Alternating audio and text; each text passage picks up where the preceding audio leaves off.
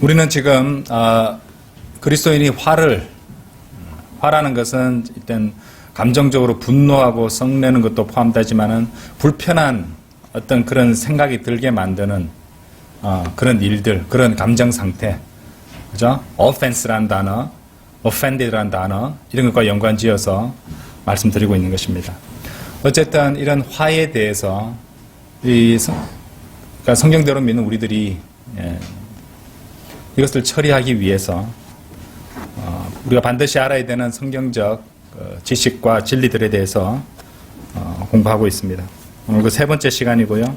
사도행전 25장 말씀 그 본문을 가지고 거기에 담겨 있는 진리들을 캐내고 있습니다. 지난 시간에 우리는 이 화에 대한 열심, 화에 대한 열정을 잠재우기 위해서, 그래서 마음속에서 막 화가 치밀어 오르기 시작할 때 그때 오히려 자신을 돌아보고 그리고 또 악하고 적대적인 것에 대해서 열정을 내고 열심히 내기보다 오히려 선한 일에 그리고 주님의 일에 열정을 가지는 것이 필요하다. 이 사실을 우리는 배웠습니다. 그래서 이 화 문제를 처리하기 위해서 우리는 그리스도인으로서 제법 두꺼운 얼굴을 지니고 있을 필요가 있다. 그래서 대범하게 넘길 줄도 알아야 된다. 이런 사실들을 배웠던 것이죠. 네. 오늘 그 본문 말씀은 사도행전 25장 계속 보고 계신데요.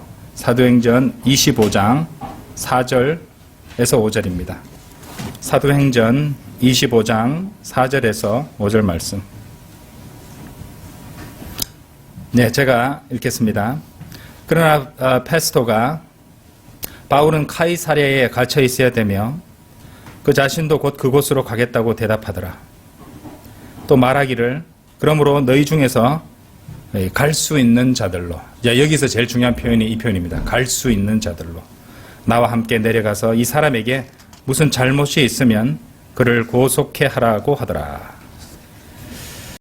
네, 오늘 드릴 말씀 제목은 화의 잠재력입니다. 화의 능력, 화의 잠재력. 왜냐하면 이 25장 5절에서 너희 중에서 갈 수 있는 자들로, 이제 어떤 능력이 있는 자들을 말하는 것이에요. 그런데 무엇을 위해서 그 능력을 발휘하고 있는지 우리는 눈여겨보아야 됩니다. 이것이 포인트예요. 이 유대인들 한번 보세요. 이 자들은요, 예루살렘에서부터 온 자들입니다. 그리고 5절을 보세요. 5절에 보시면은요, 예루살렘에서 이제 거기까지 왔는데 거기서 더욱더 먼 거리를 갈 수 있는 자들입니다. 그리고 6절을 보시면은 열흘 이상 기다리기까지 한 자들이에요. 6절을 보시면은 그가 그들 가운데서 10일 이상을 머문 뒤에 카이사랴로 내려갔으며 그 다음날 재판석에 앉아서 바울을 데려오라고 명령하더라. 이들을 보세요. 이들은 바울을 고소할 능력, 고소할 열심, 고소할 잠재력을 갖고 있는 사람들입니다. 그러니까 자신의 화를 갖다가 발현시키고 그 화를 풀고 또 그 화에 대한 어떤 마음속에 그런 불길을 더욱더 지피는 그런 열정과 능력을 갖춘 사람들이란 말입니다. 그처럼 여러분 각자도, 여러분들 가운데서도 그런 화를 낼 상황과 화를 낼 이유를 찾을 수 있는 능력, 잠재성을 가지고 있는 사람이 있다는 것을 인정할 수밖에 없을 것입니다. 그래도 그럴 것이 사람 중에는요, 이전의 유사한 경험들을 통해서 어떤 사람의 언행이나 행동 방식, 심지어 자기를 바라보는 방식이나 어조까지도 판단하면서 꼬투리 잡고 또 스스로 화를 내는 그런 상황을 갖다가 조성하는 능력이 있습니다. 그리고 또 자신이 기분 나쁘게 하고 또 마음을 상하게 하는 그런 일들이 장차 일어날 것이라고, 실제로 일어나지 않았는데 그렇게 될 것이라고 예측을 하고 또 계속해서 이제 그 근거를 찾으려는 그런 능력을 갖고 있다는 것이죠. 이런 일단 대단한 재능과 능력이죠. 어떤 비참한 염세주의자적 태도입니다. 그런데 여러분들 가운데는 결국 자신의 인생에 크나큰 해를 끼칠 그런 부정적이고 나쁜 일을 할 수 있는 이 잠재력을 가진 사람들이 있고, 평소에 그렇지 않다 하더라도 어떤 상황이, 어떤 조건이 이제 주어지게 되면은 그런 것들이 다시 드러나는 그런 상황도 있을 것입니다. 이제 그런 것들은 그리스도인으로서 참으로 애석하고 슬픈 일이 아닐 수 없습니다, 여러분. 한번 생각해 보세요. 우리 그리스도인들은 주 안에서 기뻐하는 사람들이잖아요. 그렇죠? 그러면 자신의 삶을 더욱더 행복하고 기쁘게 해줄 그런 능력을 갖다가 발휘하고 그런 능력에 의지하면서 살아야 되는데, 틈만 나면 슬퍼하고 틈만 나면 좌절하고 틈만 나면 화를 낼 그럴 근거들을 찾는 능력이 있다는 것은 참으로 불행한 일이 아닙니까? 얼마나 불쌍하고 딱한 일입니까? 항상 부정적이고 기분 나쁘게 하는 징후나 의심스러운 면만을 보고 그런 자기 마음속에 있는 의심을 확신시켜줄 그런 상황, 그런 사람의 면모만을, 그런 환경만을 계속 찾고 보고 있는 것입니다. 그러면서 마음속에서는 그런 불편하고 화가 나는 일이 생길 것이라는 그런 두려움이 자리 잡기 시작하고 계속해서 그렇게 될 것이라고 자신은 다 알고 있다고, 그 불편하고 짜증나는 일이 반드시 생길 것이라는 이 크고 작은 두려움들이 마음속에 자리 잡는 것이죠. 그러다가요, 혹시라도 이제 그런 일이 정말로 조금이라도 생기기라도 하면요, 내 생각이 맞았어. 내 예상대로야. 그렇죠? 그렇게 되면서 이제 자기의 그런 부정적인 사고방식을 계속 정당화하는 것입니다. 그리고 고착화되어 가는 것이 습관이 되어버린다는 것입니다. 만일 여러분이 계속 그렇게 두려워하고 그러한 걱정과 두려움을 항상 갖고 있다면 어떻게 될 것인지 아십니까? 가르쳐 드릴게요. 실제로 그 일들이 그렇게 일어날 것입니다. 네, 정말로. 그러므로 불안들, 그런 화들, 그런 불편한 감정들을 여러분들은 놓아버려야 돼요. 그리고 그 대신에 하나님을 신뢰해야 합니다. 하나님을 신뢰해야 돼요. 그래서 혹여 그런 나쁜 상황들이 생겼을 때 하나님께서 그 나쁜 일들을 좋은 일들로 바꿔주시거나 아예 그런 일이 일어나지 않게 해주시도록, 그러니까 자기가 생각하기에 이런 일이 생긴, 이제 요런 일이 벌어졌으니까 다음에는 이런 일이 이어서 일어날 거야 라는 그런 생각들이 실현되지 않도록 주님께 적극적으로 기도드려서 그렇게 되지 않게 해달라고 간구해야 된다는 것입니다. 그리고 주님을 신뢰해야 된다는 것이죠. 그런데 그럼에도 불구하고 여러분이 계속해서 그런 두려움을 신뢰하고 그것을 붙잡는다면 정말로 그것을 믿게 될 것입니다. 그리고 여러분들은 완전한 화해의 잠재력을 발산하게 된다는 것입니다. 한번 생각해 보세요. 하나님보다 자신이 갖고 있는 부정적인 생각과 두려움을 더 믿는 거잖아요. 말씀에 있는 그 모든 축복의 말씀들과 약속의 말씀들, 그런 것들을 신뢰하기보다는 눈앞에서 내한테 벌어지고 있는 그 안 좋은 일들을 더 믿고 있다는 것입니다.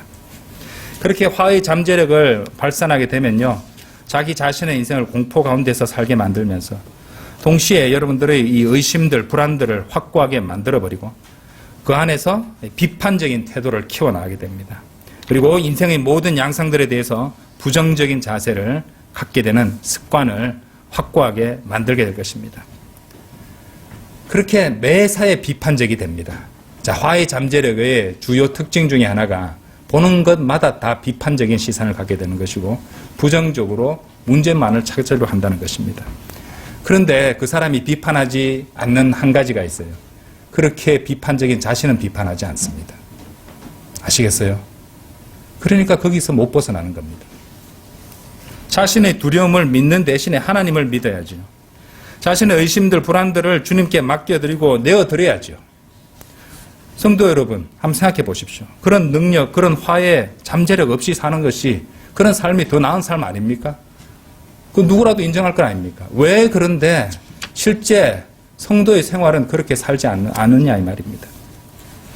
그런 태도와 그런 잠재력 없이 산다면 어떤 나쁜 일이 일어나도 여러분들은 여러분의 기쁨을 빼앗기지 않을 것입니다. 그리고 참으로 당연하게도 화를 낼 일도 점점 사라져가게 될 것입니다. 그렇게 되면요, 나쁜 일들, 두려워하고 걱정하던 그런 일들이 생겨나도 그냥 툭툭 털어버리고 떨쳐버릴 수 있게 된다는 것입니다. 여러분들에게 그런 화의 잠재력이나 화를 키워낼 능력이 있다는 것은 참으로 슬프고 가슴 아픈 일이 아닐 수 없습니다. 여러분의 삶을 비참하고 끔찍하게 만들어버릴 것이기 때문입니다. 아까도 말씀드렸지만 그런 부정적인 생각들, 그런 불안감들, 이런 것들을 가지고 계속 그렇게 믿다가는요, 여러분들한테 진짜 그런 일이 일어난다니까요. 예. 대개 있잖아요. 이런 분들, 우리 앞에 있는 두려움들은 어떤 두려움이냐면요, 철로역정에도 그런 예시가 나오는데 사자가 앞에서 어르렁거리고 있습니다. 근데 그 앞을 지나가야 돼요.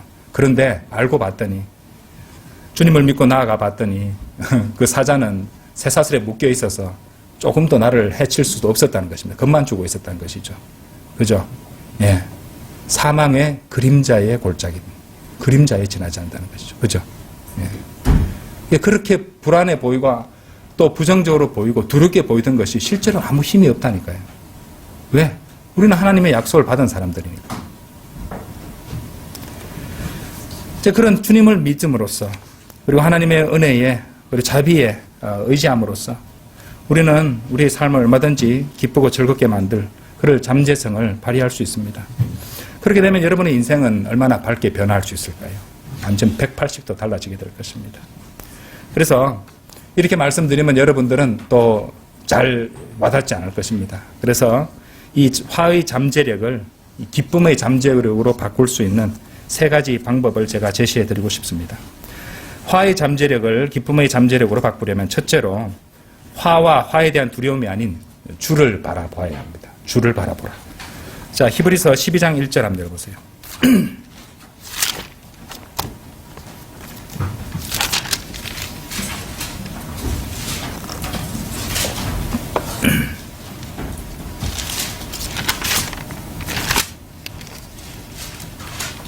(12장 2절입니다) 12장 2절 1절이 아니고 죄송합니다. 그리고 우리 믿음의 창시자여 완성자이신 예수를 바라보자.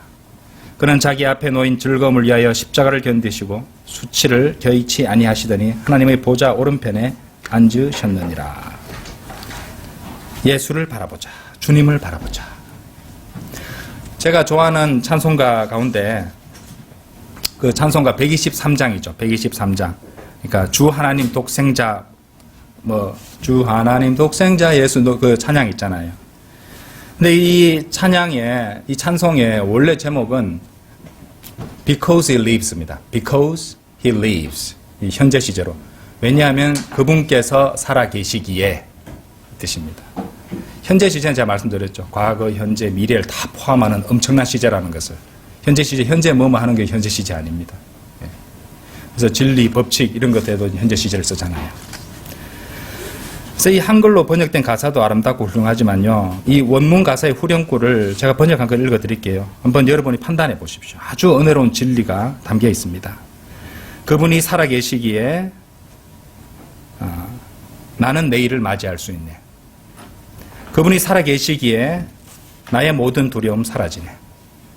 살아계신 그분께서 장래를 주관하심을 나 알기에 내 인생 참으로 살만한 가치 있네. 아멘. 그렇죠? 예.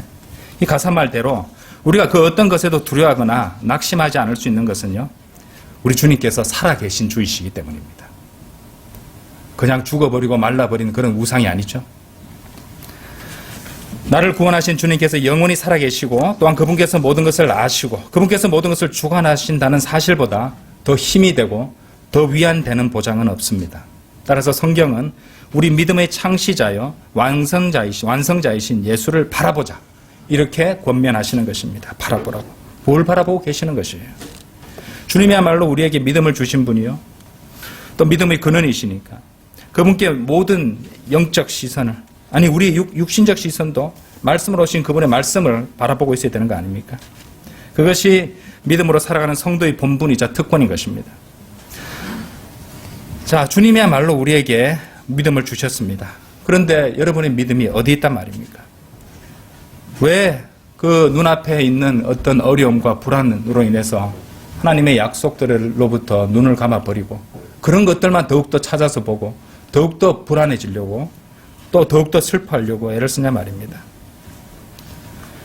홍해를 앞에 두고 이스라엘 민족이 자신들을 추격하는 이 파라오와 그의 군대를 보고 두려움에 떨며 부르짖었던 장면 기억하시죠? 예, 출애굽기 14장 10절에 나옵니다. 베드로는 마태복음 14장 30절에서 이 바람이 사나워지는 것을 바라보면서 무리를 걷다가 가라앉기 시작했습니다. 공통된 문제가 뭘까요? 뭐를 보고 있었나요? 주님을 보지 않고 고개를 돌려서 대적들의 공격과 다가오는 위험에 육신적 시선을, 그 사람은 이미 육신적이 되어 있었어요. 그 시선을 고정하고 있었다는 것입니다. 엉뚱한 것을 보고 있었던 것이에요. 그렇죠? 보는 것에서 문제가 발생하는 것은 우리 재판관계 공부하면서 삼손을 통해서 확실히 봤잖아요. 그래서 삼손의 눈이 뽑힌 것이에요. 성도 여러분, 혹시 고난과 위기 앞에서 두려움에 떨고 있습니까? 아니면 감정적 트라우마로 인해서 일어나지도 않은 문제들을 상상하며 지레 겁을 먹고 분노를 키우고 있지는 않습니까? 계속되는 그런 영적 전투에 지쳐 낙심하고 있지는 않습니까? 그렇다면 지금 당장 여러분의 무거운 눈을 들어 올려서 우리 믿음의 근원이신 우리 주 예수 그리스도를 바라보십시오.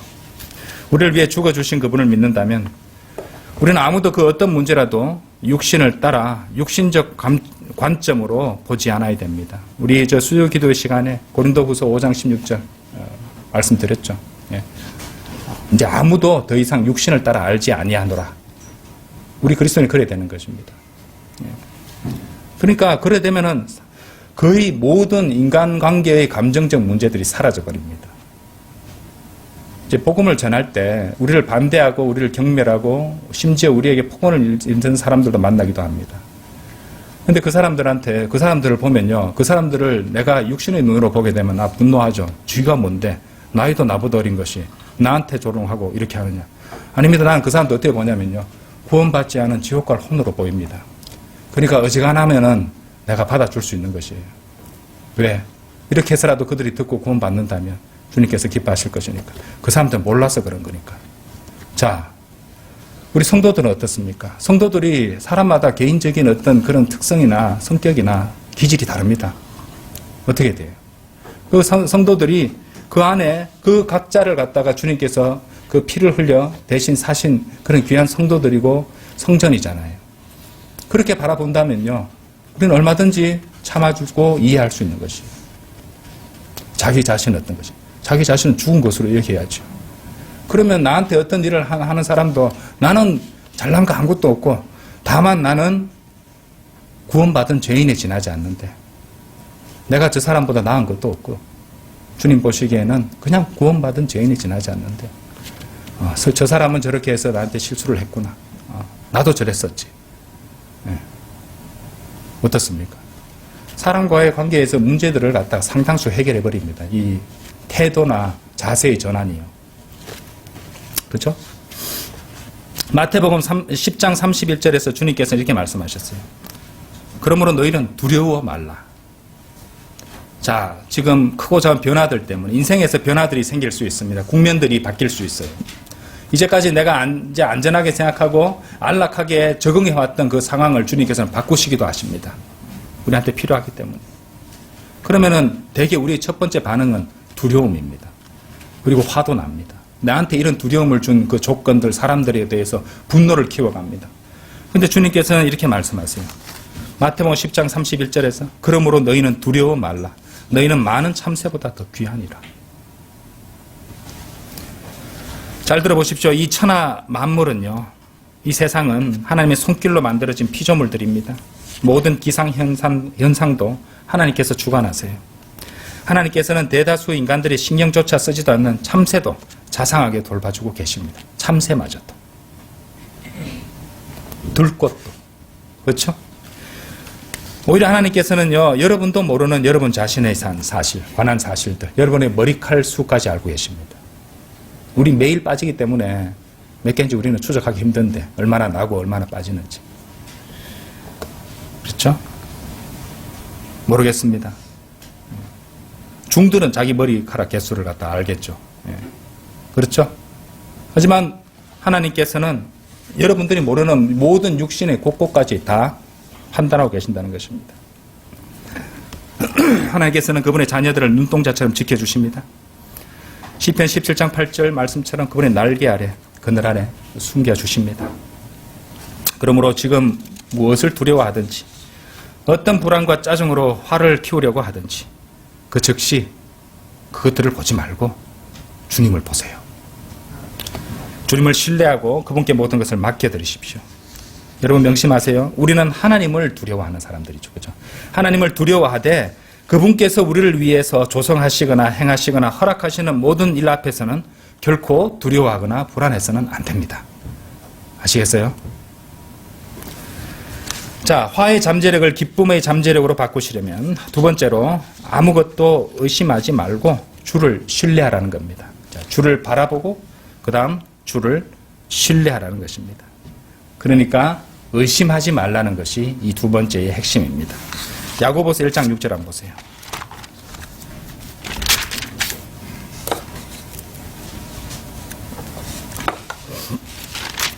야고보서 1장 6절. 오직 믿음으로 구하고 아무것도 의심하지 말라. 의심하는 자는 마치 바람에 밀려 요동하는 바다 물결과 같으니. 아무것도 의심하지 말고 의심하지 말라는 것입니다. 불안이 왜 생기나? 의심하니까 불안이 생기는 거잖아요. 자, 일어나지도 않은 문제, 확정되지도 않은 상황을 보고 지레 겁을 먹거나 또 그것에 대해 불쾌한 감정을 가지고 화를 키워내고 있다. 바로 그것은 바로 그렇지도 않은데도 그렇다고 생각하는, 그렇게 될 것이라고 생각하는 의심 때문에 그렇습니다. 성경에 나오는 의심이란 단어는요, 주로 부정적인 용례로 사용되는데, 의심이라는 것은 믿지 못하여 이상하게 여기는 마음이나 그런 생각을 의미하는 그런 부정적인, 성경이 아니라도 그런 부정적인 뉘앙스를 가진 말이죠. 근데 불교에서 그거 여러분 아시나요? 불교에서는 의심을 좋게 설명합니다. 뭐라고 하냐면요, 보다 확실한 해답을 얻기 위해 깊이 탐구하는 마음이라고 규정합니다. 예. 이렇게 득도 깨달으려면 의심해야 된다는 것이죠. 예. 그래서 큰 의심이 있어야 큰 깨달음을 얻는다, 이렇게 가르쳐요. 그럴듯하죠? 의심이 주요 도구로 쓰이는 영역이 하나 더 있어요. 예. 단지 우상 숭배하는 그런 사탄의 종교들만 그렇게 의심을 쓰는 것이 아니라 철학도 마찬가지입니다. 예. 근대 철학, 그렇죠? 철학에 대해서는 골로새서 2장 8절에 그 본질이 나오는데요. 이 철학의 아버지라고 불리는 데카르트가 뭐라고 말했냐면요, 나는, 이 말은 들어보셨죠? 나는 생각한다, 고로 존재한다. 그 원래 해석은요, 나는 의심한다, 고로 존재한다, 이 뜻이에요. 자, 이걸 갖다가 이 합리주의 철학의 제1명제로 삼았다고 합니다. 말이 좀 어렵죠? 쉽게 말씀 설명드릴게요. 어떤 것을 기준으로 삼으려면 가장 확실한 게 있어야 되잖아요. 그런데 모든 것을 의심할 수밖에 없는 상황에서는 내가 확신할 수 있는 딱 기본 명제를 삼을 수 있는 것은 의심하고 있는 나의 존재는 확실하다, 이렇게 판단하는 것이에요. 그 사유의 모든 기본 제1명제를, 합리주의 철학에서 제1명제를 갖다가 의심하는 것에 두고 있었다니까요. 오묘하죠? 예. 그러니까 세상의 모든 우상숭배자들, 모든 철학자들은 그처럼 의심의 씨앗을 처음으로 뿌린 자에게서 나왔다고 보시면 됩니다. 처음에 의심을 뿌린 자가 누군지 아십니까? 창세기 3장 가보세요. 여러분이 주님의 약속을 의심한다는 것은 이미 마귀에게 영향을 받고 있다는 것이에요. 왜냐하면 의심을 뿌린 자가 3장에 나옵니다. 창세기 3장 1절, 주 하나님께서 지으신 들의 어떤 짐승들보다도 뱀은, 사탄이죠, 더욱 강교하더라. 그가 여자에게 말하기를, 참으로, 긍정적으로 접근을 합니다. 참으로, 야! 이럽니다, 영어로. 참으로 하나님께서 말씀하시기를, 너희는 동산의 모든 나무에서 나는 것을 먹지 말라 하시더냐? 하나님께서, 아담은 정확하게 말씀을 받았는데 직접 말씀을 받지 않은 이브에게 접근해가지고, 여자에게 접근해서 참으로 긍정적인 질문으로 들어가서 하나님께서 하신 명령에 대해서 의심하게 만들었어요. 그리고 이 의심이 결국에는 죄의 기원이 되고 맙니다. 아시겠어요? 의심이 얼마나 무서운지 아시겠습니까? 순진한 이브의 마음에 하나님의 말씀에 대한 의심을 심어놓는 순간이었습니다. 마귀는요, 온 우주에서 하나님 다음으로 지혜롭고 강력한 존재로서 욥기 1장 9절에서도 욥에 대한 하나님의 평가에 대해서 감히 하나님의 평가에 대해서 사탄은 이렇게 말합니다. 욥이 아무런 이유 없이 하나님을 두려워하리까? 하나님의 말씀에 하나님이 평가하셨는데 한번 생각해 보세요. 전지전능하시고 의로운 재판관이신 하나님께서 평가하셨는데 마귀는요, 거기에 대해서 아무 이유 없이 그렇게 하겠어요 하면서 의문을 제기하기도 했던 존재입니다. 이 자는요, 이제 그 자신의 특기를 세워서 하나님께서 육신을 입고 이 땅에 오셨을 때도 광야에서 시험을 했습니다. 그러면서 뭐라고 질문했냐면요, 네가 하나님의 아들이면, 이런 질문을 했어요. 하나님의 독생자이신 주 예수 그리스도의 정체성에 대해서 의심을 가지도록 유도하기까지 했습니다. 연결되죠? 창세기, 그리고 욥기, 그리고 지금 방금 말씀드렸던 이 광야에서 주님을 이제 시험하는 그 순간까지 다 연결이 되고 있는 것입니다. 의심은요, 마귀의 주요 공격 무기입니다. 왜 의심이 마귀의 주요 공격 무기가 되냐면요, 의심은 필연적으로 그리스도인에게 낙심을 가져다 주기 때문이에요. 의심에서 낙심이 나옵니다. 그리고 필연적으로 두려움을 수반합니다. 의심이 생기면서 두려움이 생기기 시작하는 것이에요. 스트레스입니다, 지금. 화는 따지고 보면 스트레스입니다. 영어로 말하자면. 그죠? 그런 스트레스도 포함할 수 있다는 말이죠. 자, 아까도 말씀드렸지만, 이렇게 주님을 보고 무리를 걸어가던 베드로가 두려워하면서 어떤 상태가 되었습니까? 물결을 보면서 믿음 대신에 의심이 생기기 시작했어요.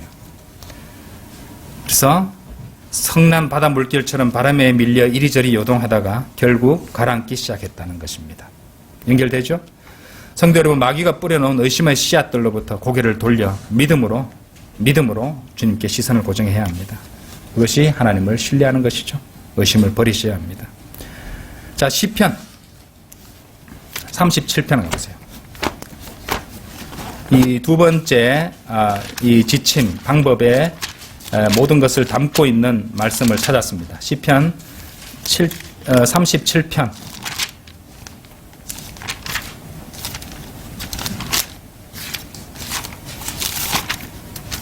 5절 보세요. 너의 길을 주께 맡기고, 여러분의 길을 주께 맡기십니까? 또 그를 신뢰하라. 그리하면 그가 이루어 주시리라. 기쁨의 잠재성을, 기쁨의 잠재력을 갖고 싶으세요? 만일 그렇다면요, 주의 말씀과 굳센 믿음으로 마음을 지키시고 다른 어떤 것보다도 주를 기뻐하도록 해야 됩니다. 37편 5절 보셨잖아요. 4절 보세요. 4절에 뭐라고 말씀하십니까? 또 주를 기뻐하라. 그리하면 그가 네 마음의 소원들을 네게 주시리라. 주를 기뻐하라라고 되어 있습니다. 킹제임스 성경 영어 표현을 보시면은 delight thyself also in the Lord 이렇게 되어 있습니다. delight은요, 이제 기쁨이라 명사도 되지만 동사로는 자동사로 기뻐하다도 되고 타동사로는 기쁘게 하다도 됩니다. 그러니까 너 자신을 기쁘게 하는데, 또한 너희 자신을 기쁘게 하는데 delight in은 또 무엇을 기뻐하다는 되거든요. in the Lord니까. 그죠? 뭐 두 가지 번역을 한다면은 주 안에서 너 자신을 기쁘게 하다든지, 아니면은 주를 기뻐하여 너를 기쁘게 하라든지, 그 의미를 다 담고 있다고 볼 수 있습니다. 그래서 주를 기뻐하라는 것이죠. 주를 기뻐하면, 그리고 주님이 우리의 기쁨의 근원이 되게 하면 우리는 기쁨의 잠재력을 완전히 발산할 수 있다는 것입니다. 화의 잠재력을 기쁨의 잠재력으로 바꾸려면 마지막 셋째로 우리 그리스도인은 그리스도인이 받은 위대한 약속을 믿어야 됩니다. 아시죠? 로마서 8장 열어보세요.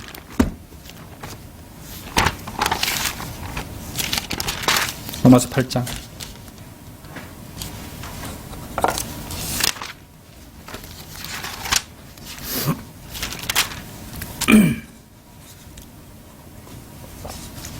8장 28절입니다. 우리가 알거니와 하나님을 사랑하는 자들, 곧 그분의 목적에 따라 부르심을 받은 자들에게는 모든 일이 합력하여 선을 이루느니라. 아멘. 이 위대한 말씀을 한번 보십시오. 이 말씀은요, 그리스도인이 받은 가장 위대한 약속이면서도 동시에 가장 간과되는 약속이기도 합니다. 이 약속에 대해서 이전에 설명드렸던 적이 있는데 1시간도 더 걸립니다. 설명 다 하려면은. 근데 간단히 말씀드릴게요. 무엇보다 우리가 알아야 될 것이 이것입니다. 곧 하나님께서 그분의 사람들, 곧 그리스도인들의 삶에서 하시고 이루시는 모든 일들이, 그것이 좋은 일이든지 나쁜 일이든지 그 어떤 일이든지 그분의 영광을 위한 것들이 된다는 것입니다. 그리스도인의 인생에 일어나는 모든 일들이 또 그리스도인 그 자신들을 더 낫게 만들고 더 좋은 것들을 주셔서 그들로 하여금 하나님을 영화롭게 하시려는 그런 의도를 갖고 계시다는 말입니다. 그런데 문제는 많은 사람들이 그것을 모른다는 것이에요. 그 모든 일의 그 폭을 아주 좁혀가지고 내가 보기에 내한테 좋은 일만 모든 일이라고 생각하고 싶어 한다는 것입니다. 그렇게 되면 어떤 말을 하게 되냐? 나는 원인 모를 고난의 시간을 보내고 있어. 정말이지 최악이야. 이런 푸념을 늘어놓고 있게 됩니다. 그렇게 되면 로마서 8장 28절을 완전히 무시하고 있는 것이 되는데요. 하나님은 이런 일을 통해서 어떻게 선을 이루신다고 하는 거야? 이러면서 투덜거린다는 것이죠. 이런 일에서 무슨 선을 이루시겠어? 내가 보니까 전혀 아닌데. 그래서 하나님께서 이 기록해서 우리에게 주신 이 말씀들을 그 자체를 의심하고 있다는 것이죠. 하지만 성도는 자신의 삶에 어떤 일이 일어날지라도 그것이 하나님께서 원하시는 선을 이루기 위한 것이라는 것을 알고 하나님을 온전히 신뢰해야 됩니다. 하나님은 두말하시지 않죠. 절대 거짓말하실 수 없는 분이십니다. 자, 우리가 알고 믿어야 할 것은 하나님께서 모든 것들을 사용하시어 선을 이루실 수 있다는 것입니다. 종교적인 사람 특징은요, 하나님께서는 선한 일로만 가지고 선을 이룬다고 생각하세요. 세상 종교 다 그렇죠. 아닙니다. 하나님께서는 모든 일을 이루어가지고 모든 일을 사용하셔서 선을 이루십니다. 이 모든 일들에는요, 고난도 들어갑니다. 인생의 문제들도 들어갑니다. 육신의 질병들이나 크고 작은 사고들, 좌절과 실망과 외로움과 실정과 심지어 지금 공부하고 있는 화도 포함됩니다. 또한 우리의 크고 작은 실수들, 잘못들, 놀랍게도 죄들도 포함됩니다. 하나님께서는 죄들을 사용하셔서 선을 이루실 수도 있습니다. 우리가 받은 이 위대한 약속 다시 한번 보십시오. 우리가 알거니와 하나님을 사랑하는 자들, 곧 그분의 목적에 따라 부르심을 받은 자들에게는 모든 일이 합력하여 선을 이루느니라. 이 말씀에 우리는 망설임 없이 아멘할 수 있어야 됩니다. 하나님께서 우리의 인생에서 어떤 일을 하시든지 그것은 언제나 선한 것입니다. 언제나 하나님께서는 오르시고 그분께는 언제나 어떠한 잘못도 없으십니다. 그 모든 것들은 어디까지나 모든 것을 주관하시는 하나님께서 이루시는 선을 위한 것들이에요. 하나님을 사랑하는 자들은 누구입니까? 바로 구원받은 모든 성도들이 하나님의 사랑하는 자들입니다. 하나님께서 그분을 사랑하는 우리들을 버리시겠습니까? No, 그렇지 않습니다. 우리가 그분을 사랑하는 것은 왜 우리가 그분을 사랑하는지 아세요? 우리가 먼저 그분을 사랑한 것이 아니죠. 네. 우리가 죄인이었을 때 그리스도께서 우리를 위하여 죽으심으로써 하나님께서는 우리를 향한 그분의 사랑을 나타내셨다고 로마서 5장 8절에 나옵니다. 그렇죠? 먼저 사랑을 나타내셨기에 그 사랑에 우리는 반응하는 것입니다. 자, 그러므로 구원받은 우리 모든 성도는 하나님의 그 사랑에 반응하여 하나님을 사랑하게 된 자들입니다. 그래서 우리 모든 섬김도 사랑에서 나오는 것입니다. 우리를 구원하시기 위해 하나님께서는 그분의 독생자 주 예수 그리스도를 주실 만큼 사랑하셨는데 어찌 그분께서 우리를 학대하고 괴롭히고 그릇된 일을 우리에게 그렇게 행하시고 또 그것을 즐기시고 우리를 버리시겠습니까? 한번 생각해 보세요.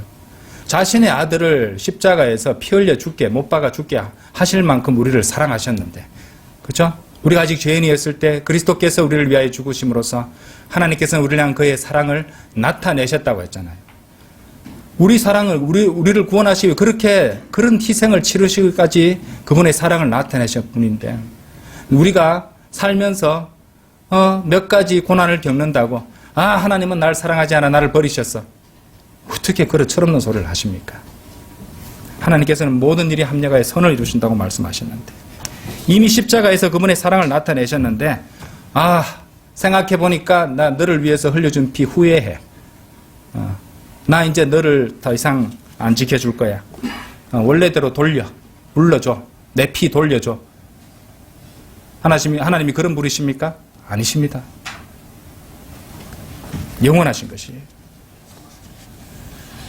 우리들이나 문제가 있죠. 우리들이나. 하나님을 사랑하는 자들은요, 곧 그분의 목적에 따라 부르심을 받은 자들이기도 합니다. 그리고 구원받은 우리 모두가 부르심을 받았어요.